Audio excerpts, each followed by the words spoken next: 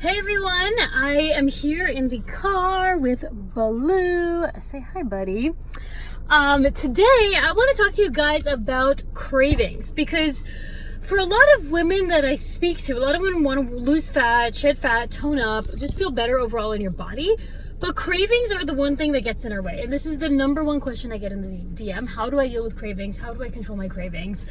And I think when it comes to cravings, a lot of us have a very skewed perception of it. We think cravings are something we need to suppress and control and restrict and crush, right? You see all this vocab in the fitness industry: crush your cravings, control your cravings, suppress your cravings, all of that. When you do that, when you have that kind of mentality around cravings or food in general, right? Control, suppress, you're basically pitting yourself against your body. You're saying, my body is bad. It's something that I need to control and suppress. In reality, cravings are your body talking to you. Okay, cravings are very normal. Cravings are a sign that something is a little off in your nutrition, and your body is giving you a signal via a craving that you need to change something. Okay. So I just made a guide, a full cravings guide around how to understand what your body is trying to tell you. And I wanted to chat with you guys more about this today, because this is a super important topic that I go into pretty deep detail with my clients on. So most of the time when we have cravings, your body is telling you that you're not eating enough. You're not eating enough calories overall, or you're not eating enough of one specific nutrient. Maybe carbs, maybe protein, maybe fat, right? A lot of people think they need to cut out carbs when they try and lose fat, but that's not true, right? If you cut out carbs, your body's gonna crave carbs, because we need carbs, or we need carbs to function, especially if you're working out. So the first thing I want you to ask yourself is, are you actually eating enough food? Are you actually eating enough food? If you're finding that you're getting really tired during the day, or you don't have that much energy in your workouts, or you're just having a lot of cravings, you're really hungry during the daytime, it's probably a sign you're not eating enough. Okay. And when we think about fat loss, a lot of women think that they need to eat as little as possible, and they try and lower that calorie count as much as possible. That's really not what we want to be doing. Because when you do that, your body gets really hungry, and then you're way more likely to binge or overeat. Plus, when you do that, when you drop your calorie level super low, if you can even stick to it, which most people can't, your body adjusts. Our bodies are really smart. So if you're not giving it enough food, your metabolism is going to slow down, and you're not going to lose fat, because your body's going to burn less calories in order to conserve the little bit of energy that it's receiving from you. Does that make sense? So you want to be in that moderate calorie deficit, which is not too extreme. So yeah, first thing, just check if you're eating enough. Like, look for those signs. These are all in the guide, so make sure you go download it. The link is in my bio, so go grab it. All the signs that you're not eating enough food. I also have all my clients, when they start working with me, just track their nutrition for a week, just to understand, like, where are you at right now? What kinds of foods are you eating? Are you eating enough calories? Are you eating enough protein? All of that stuff. Because that's really going to help prevent the cravings. So, okay, check if you're eating enough, and then you want to look at your macronutrient breakdown. So your carbs, your fat, your protein, and all of that. And this is really going to be specific to every single person, and I can't give you any specific numbers without knowing you and your body and all that. But that's another reason we could be having cravings, because we're just not eating enough of one specific macronutrient: carbs, fats, and proteins. Those are the three macronutrients.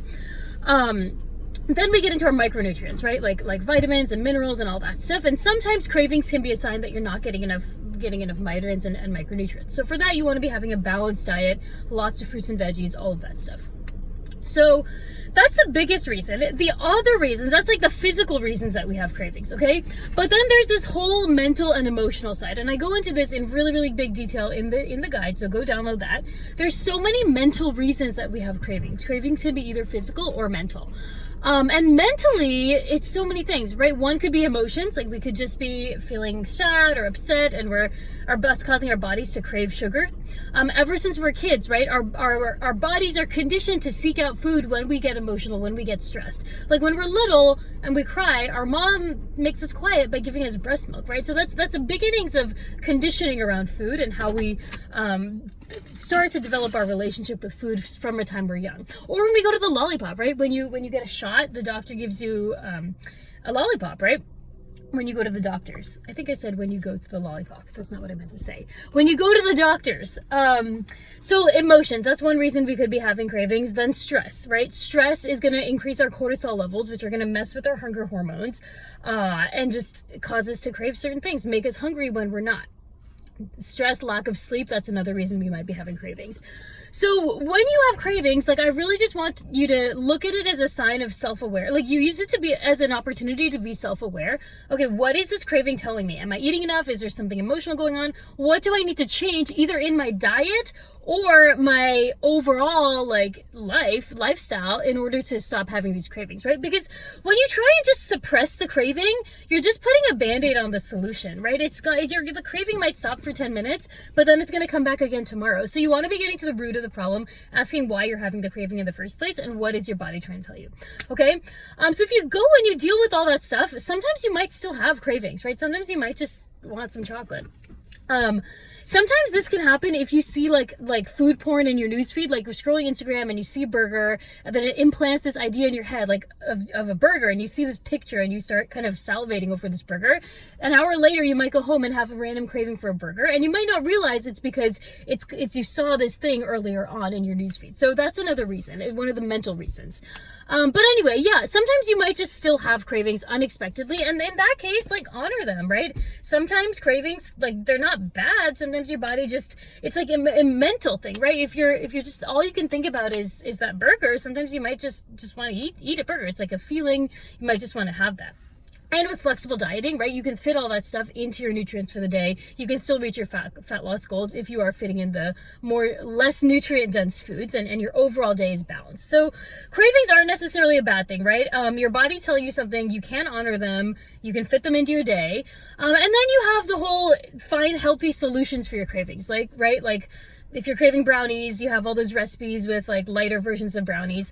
I personally don't do that often. Like I don't bake like light versions of baked goods, or I don't use cauliflower rice or any of that stuff. I know a lot of people are really, really into it, and I've done it a few times. I have some of those recipes on my blog.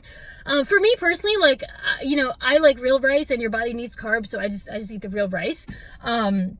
But if I want a fun way to use cauliflower, I'll do that.